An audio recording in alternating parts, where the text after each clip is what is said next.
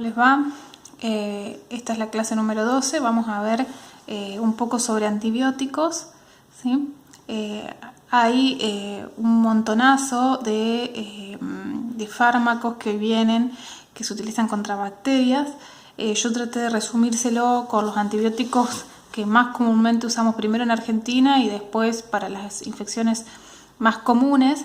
Pero bueno, después si a alguna le toca alguna vez trabajar también en la parte hospitalaria o trabajar con internados, quizás hay un montón de antibióticos diferentes que también se utilizan para este tipo de pacientes, pero bueno, en la farmacia ambulatoria los más comunes son los que yo les nombro acá. Sí, ustedes saben que los antibióticos se utilizan para atacar a las bacterias. Las bacterias son microorganismos procariotas. Habíamos visto la diferencia entre células procariotas y eucariotas. Bueno, estos son procariotas que tienen unos pocos micrómetros de tamaño. Son de diversas formas y tienen además a veces ciertas partes de su cuerpo, como filamentos o vibrios, diferentes tipos que le permiten movilizarse y colonizar alguna zona del organismo. Como les dije, son células procariotas que, a diferencia de las eucariotas, que como son los animales o las plantas, no tienen el núcleo bien definido ni presentan organelas membranosas internas. Generalmente solamente tienen una pared celular y que por ahí les ayuda a protegerse, pero son organismos no tan bien desarrollados. Esto es importante que lo sepan porque, bueno, sobre la estructura de la bacteria es cómo actúa después el antibiótico.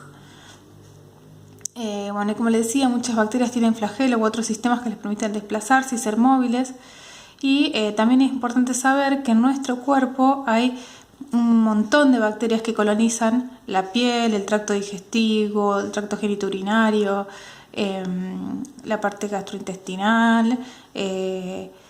Hay la flora que tenemos a nivel de las fosas nasales, de los oídos y demás, que manteniendo un ecosistema o una homeostasis con el organismo, con nuestro sistema inmunológico, esto puede ser beneficioso y nos ayudan a prevenir muchas patologías, pero cuando se produce una alteración en el sistema inmunológico o en la homeostasis de nuestro organismo, esto puede terminar produciendo alguna enfermedad, y ahí dice como cólera, difteria, escarlinata, lepra, sífilis y demás. Las enfermedades bacterianas mortales más comunes son las infecciones respiratorias, como por ejemplo es la tuberculosis, que mata, dice, 2 millones de personas al año. Acá, como ven, es la diferencia entre una célula procariota, que es la célula bacteria, una célula mucho más simple, sin tanta organización interna. La diferencia de la célula procariota, que es la célula nuestra o de los animales, digamos. Y estas células procariotas, fíjense, a veces tienen algún tipo de flagelo que le da la movilidad y una pared celular que sobre esa pared después pueden actuar los antibióticos. Tienen un núcleo de ADN o a veces ARN.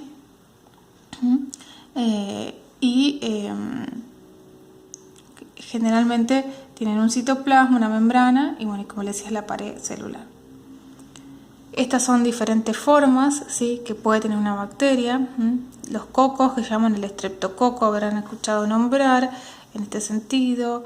Estafilococo. Después vienen los que son bacilos, ¿sí?, como depende de las que tienen hifas, ¿sí? Esos son diferentes tipos de bacterias. Solo una pequeña fracción de las bacterias causan enfermedades en los seres humanos. Solo de todas las que existen, solo 538 son patógenas. Ustedes imagínense que debemos vivir rodeados de bacterias, pero no todas son patógenas. Bueno, aún así hay muchas que causan enfermedad y mortalidad, como son las del tétano, la fiebre tifoidea, la difteria, la sífilis, el cólera, intoxicaciones alimentarias, lepra, tuberculosis. Son todas enfermedades producidas por bacterias. Las infecciones bacterianas se pueden tratar con antibióticos que se clasifican como bactericidas. Se clasifican como bactericidas si matan bacterias o como bacteriostáticos si solo detienen el crecimiento de la bacteria. Una cosa es que la bacteria muera por acción del antibiótico y otra que evite que la bacteria se siga reproduciendo. Existen muchos tipos de antibióticos y cada tipo inhibe un proceso diferente dentro del huésped respecto a la procreación de la bacteria, ¿sí? Van a ver que las bacterias van cumpliendo ciclos para reproducirse y seguir colonizando, y bueno, los antibióticos van a actuar en diferentes etapas, depende de dónde actúen, para inhibir el crecimiento de estas bacterias. Entonces tenemos los antibióticos, también conocidos como antibacterianos. Son fármacos que están derivados por completo o en parte de bacterias o mohos y se utilizan para tratar infecciones bacterianas. Todos los antibióticos fueron estudiados y se han desarrollado a partir de partes de bacterias o partes de hongo o lo que sea para generar este fármaco que obviamente inactivan la parte patógena de la bacteria y logran que se genere un antibiótico. Todo lo que es antibióticos son ineficaces contra infecciones víricas y micosis. Ya habíamos visto esta parte cuando vimos respiratorio, que cuando tenemos un resfrío, una gripe, si es virósico, que tomemos antibióticos no nos sirve. Y como les dije anteriormente, un antibiótico puede o matar al microorganismo o puede terminar con su reproducción. Y cuando evita que se reproduzca, facilita la eliminación después de este microorganismo por las defensas naturales del organismo propio.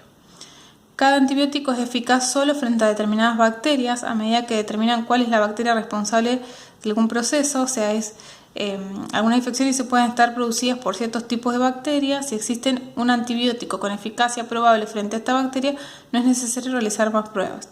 En las infecciones causadas por diferentes tipos de bacterias deben solicitarse pruebas de laboratorio para identificar en nuestra sangre, orina o en tejido donde esté la persona afectada por la infección, ¿sí? O sea, nosotros tenemos antibióticos que son específicos para cada bacteria. Si el médico sabe qué bacteria es, directamente puede dar ese antibiótico. Si no lo sabe, debe hacer alguna prueba de laboratorio para determinar qué bacteria tiene el paciente y qué antibiótico le es útil. Los antibióticos eficaces en el laboratorio no necesariamente funcionan en el organismo de una persona infectada. La efectividad del tratamiento depende de la calidad de absorción del fármaco en el torrente sanguíneo, la cantidad de fármaco que alcanza los puntos de infección en el organismo, la velocidad de eliminación del medicamento. Estos varían en cada individuo, según también el individuo si tiene otra patología, si está tomando algún otro medicamento, según la edad. ¿Sí? El proceso de elección de antibiótico, el médico también debe considerar la gravedad de la infección, las reacciones adversas, las posibilidades de que aparezcan alergias o reacciones graves con otros medicamentos y también el costo del tratamiento. Y a veces se tiene que tomar una terapia combinada de antibióticos, ¿sí?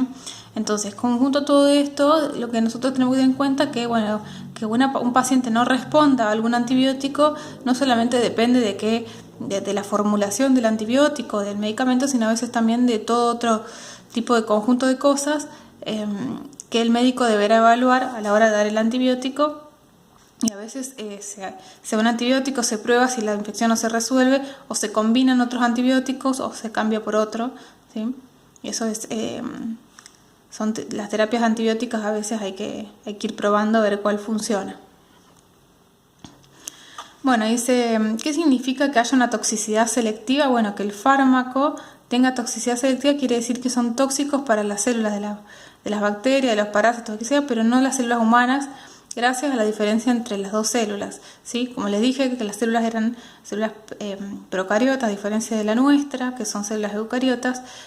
Como la mayoría de los antibióticos está destinado a matar o inhibir la reproducción de esa célula procariota, la toxicidad es altamente selectiva, ya que la célula es totalmente distinta a la nuestra, ¿sí? Si no, imagínense que si tuviéramos las mismas células que las bacterias, el antibiótico también dañaría y mataría nuestras células. ¿Y a qué llamamos resistencia? Se puede adquirir o ser resistencia innata. En el último caso, una bacteria puede ser resistente antes de que el fármaco salga a la venta. La resistencia adquirida es cuando las bacterias que fueron sensibles al fármaco se vuelven resistentes por varios mecanismos. Esto es para que ustedes entiendan, y seguramente han escuchado cuando dicen que genera resistencia a un antibiótico o el antibiótico no es eficaz ya para tal bacteria. Bueno, esto es porque las bacterias pueden adquirir a lo largo del tiempo, van evolucionando al igual que los virus, y pueden adquirir una resistencia a ese antibiótico. ¿sí? Entonces, ¿por qué lo pueden hacer? Y bueno, porque generalmente pueden desarrollar enzimas que destruyen el medicamento, como lo son las beta-lactamasas, que lo producen son producidas por algunas bacterias que inactivan las penicilinas, ¿sí? Las penicilinas tienen un anillo beta-lactámico en su molécula, y hay bacterias que producen beta-lactamasa y que hacen como que cortan la fórmula del medicamento y lo hacen ineficaz. A veces, menor acumulación del fármaco, la membrana de la célula se vuelve impermeable. Ya lo vamos a ver en unos dibujitos ahora y lo van a entender mucho mejor. Alteración de los sitios de unión, desarrollo de las vías alternativas, de las vías metabólicas alternativas. En vez de reproducirse de tal forma, se modifican y lo hacen de otra.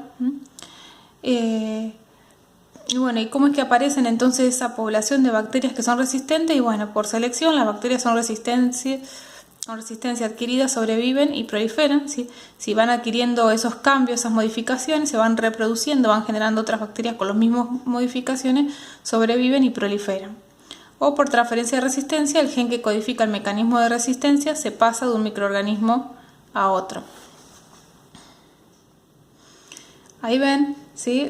La resistencia de las bacterias. Bueno, a veces las bacterias se clasifican, esto ya es muy meternos mucho en biología, pero simplemente que sepa que se clasifican en gram negativas y gram positivas, simplemente una diferencia de pared de las bacterias, pero pueden generar, por ejemplo, en este caso, como les decía, una enzima beta-lactamasa que lo que hace es con todas las penicilinas que tienen un anillo beta-lactámico, lo corta y hace que la penicilina no sea eficaz contra esa bacteria.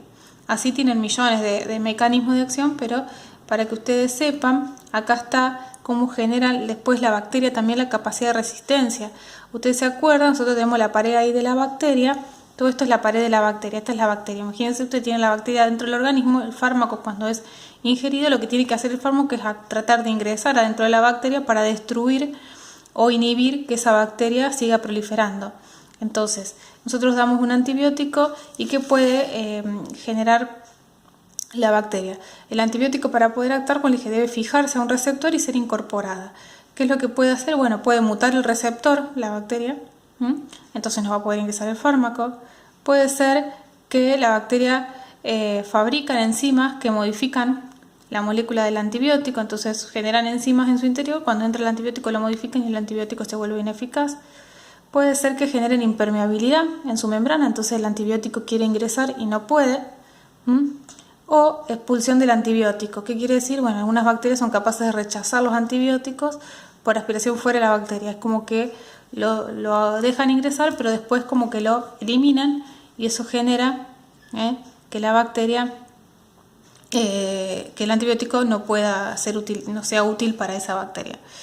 Y acá, si ustedes ven, bueno, podemos tener muchas drogas resistentes, ¿sí? Si nosotros logramos con algún antibiótico matarse de estas bacterias, pero estas que quedan, esas lilas que quedan que son resistentes al antibiótico, se siguen proliferando con la mutación que las hace resistentes, y eso es una forma de generar resistencia. A su vez, esas bacterias pueden transmitir a las otras bacterias, ¿sí?, por vía genética, en la modificación que tienen hecha para resistencia, y de esa forma también generar resistencia al antibiótico. Por eso es que no es que uno diga, soy resistente a un antibiótico o no me funciona a mí. En realidad es la bacteria la que se va generando la resistencia al antibiótico, ¿sí?